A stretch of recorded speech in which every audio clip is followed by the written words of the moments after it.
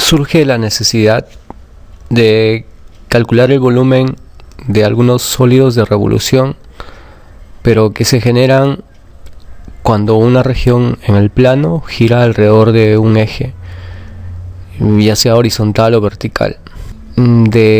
Para de alguna forma poder calcular el volumen de este sólido generado, existen algunos métodos. El método del disco es aquel método en que la región gira exactamente 360 grados alrededor de un eje, ya sea el eje X o ya sea el eje Y o cualquiera de sus paralelas, de manera más simple. Veamos a continuación un ejemplo.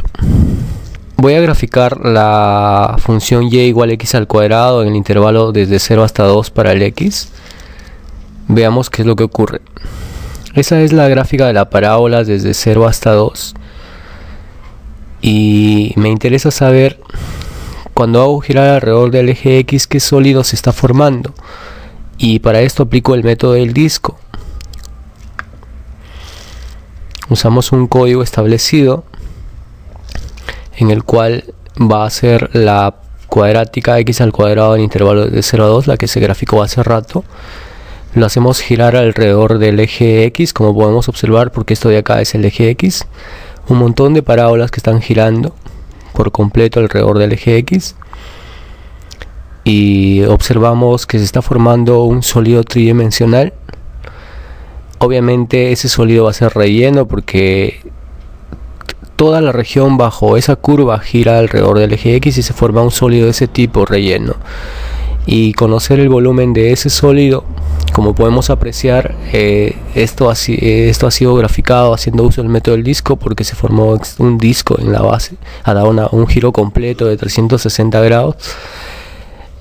Usamos una fórmula adecuada, una fórmula que de un rato les paso a presentar.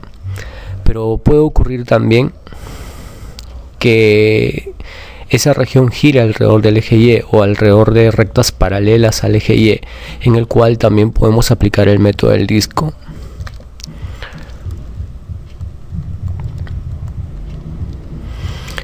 Para esto lo hacemos girar alrededor del eje Y, entendiéndose que este es el eje Y, el eje X, el eje Y en la posición 0, eje X en la posición 0, y está girando alrededor del eje Y, como podemos observar. La altura es el eje Z, que de manera general lo desconocemos en un sistema de 2 dimensiones, y se forma un sólido de ese tipo, diferente obviamente porque no tiene que ser el mismo que cuando gira alrededor del eje X. Como mencioné hace rato, esto debe ser un sólido relleno porque lo que gira no solo es una curva como estamos mostrando acá, sino toda una región que está bajo esa curva.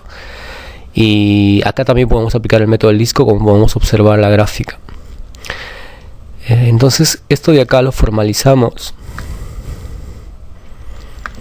mediante algo más teórico. Regiones de este tipo encerradas por las curvas y igual a f de x. En nuestro ejemplo fue la función y igual a x al cuadrado entre a y b, y lo hacemos girar alrededor del eje x, digamos, como ejemplo, y nos queda discos de este tipo, ¿no? Y como conocer el volumen de esto es sencillo, calculamos y ubicamos un montón de figuras de este tipo en el sólido formado y sumamos sus volúmenes y nos genera el volumen exacto, que digamos, pero de infinitos cilindros, de infinitos discos, digamos, y en el cual se forma una integral. Esto ya tiene una fórmula establecida que viene dado por la primera. El volumen es pi desde a hasta b, f de x al cuadrado diferencial de x.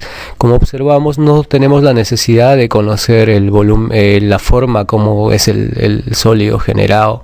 Nos interesa su volumen nada más, y lo que es más importante, conocer la región plana, la que origina el volumen, la que origina el sólido. Pero en el ejemplo anterior también mencionamos qué pasa si gira alrededor del eje Y. Esto quedaría más o menos así. Cuando gira alrededor del eje Y, se puede aplicar el método del disco de manera similar, con la diferencia de que acá ya no va a ser de incremento de x, sino incremento de y la variación ya no va a ser en el x, va a ser la variación en el Y. Esto sería eje X, esto sería eje Y, la variación sería del Y. Eso quiere decir que los límites de integración van a ser del Y. Eso quiere decir que las funciones, las relaciones tienen que estar despejadas en términos de Y para que se pueda aplicar la misma fórmula. Y la fórmula sería la segunda, la que está acá.